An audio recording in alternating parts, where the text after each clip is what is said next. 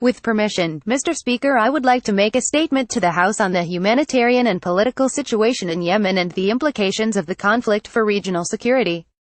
Her Majesty's government remains deeply concerned by the humanitarian situation in Yemen and the impact recent restrictions are having on what was already the worst humanitarian crisis in the world and largest ever cholera outbreak.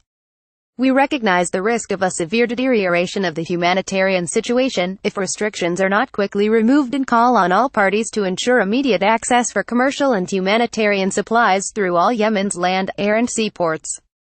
But we should be clear about the reality of the conflict in Yemen. The state-led coalition launched a military intervention after a rebel insurgency took the capital by force and overthrew the legitimate government of Yemen as recognized by the UN Security Council. Ungoverned spaces in Yemen are being used by non-state actors and terrorist groups to launch attacks against regional countries, international shipping lanes and the Yemeni people.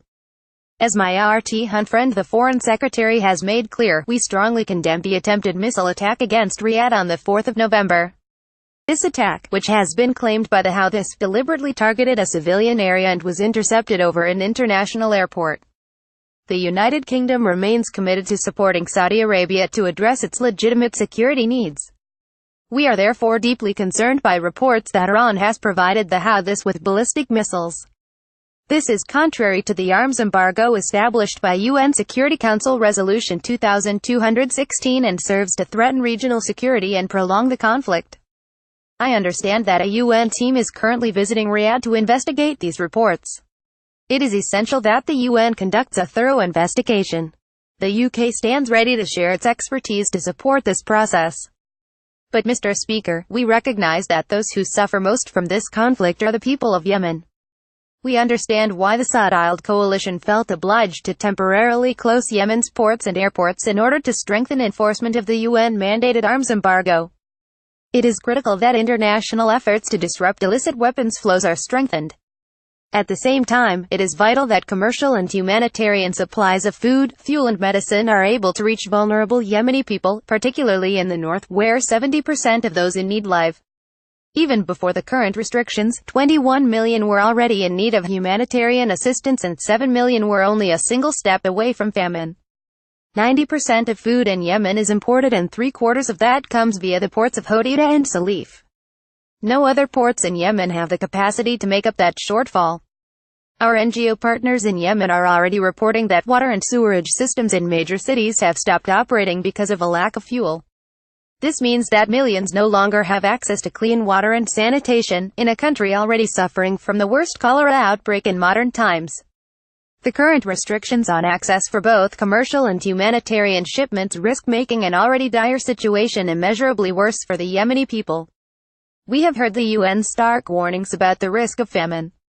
We call on all parties to ensure immediate access for commercial and humanitarian supplies to avert the threat of starvation and disease faced by millions of civilians. We also call for the immediate reopening of Hodeidah port and the resumption of UN flights into Sana'a and Aden airports, as the Foreign Office statement on the 15th of November made clear. Restrictions on humanitarian flights are causing problems for humanitarian workers, including British nationals, who wish to enter or exit the country. We have been urgently and proactively seeking a resolution of this situation. Our ambassador in Riyadh has been in frequent contact with the Saudi foreign minister. My RT friend the Foreign Secretary has discussed the situation in Yemen with the Crown Prince, with whom we have emphasized the urgency of addressing the worsening humanitarian crisis. My RT friend the Secretary of State for International Development has spoken to both the UN Secretary General and the Undersecretary General for Humanitarian Affairs about the situation in Yemen since her appointment on the 9th of November. We are also continuing to work closely with other regional and international partners, including the UN. On the 18th of November, my RT friend the Foreign Secretary spoke to the UN Secretary General. Central to this discussion was how the security concerns of Saudi Arabia can be addressed to enable these restrictions to be lifted. It is vitally important that the UN and Saudi Arabia enter a meaningful and constructive dialogue. More broadly, we will continue to support the people of Yemen through the provision of life-saving humanitarian supplies. The UK is the fourth largest humanitarian donor to Yemen, and the second largest to the UN appeal, committing £155 million to Yemen for 201,718. UK has already provided food to almost 2 million people and clean water to over 1 million more. Mr. Speaker, the only way to bring long-term stability to Yemen is through a political solution. That is why peace talks remain the top priority.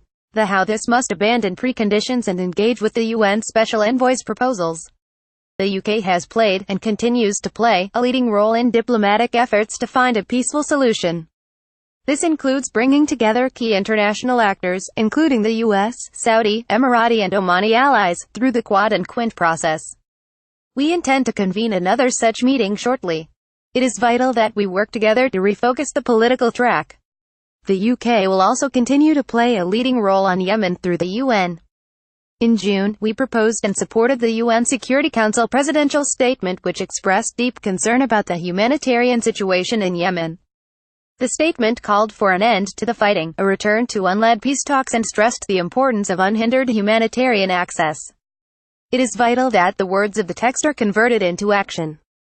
The international community's unified and clear demands must be respected. I commend this statement to the House.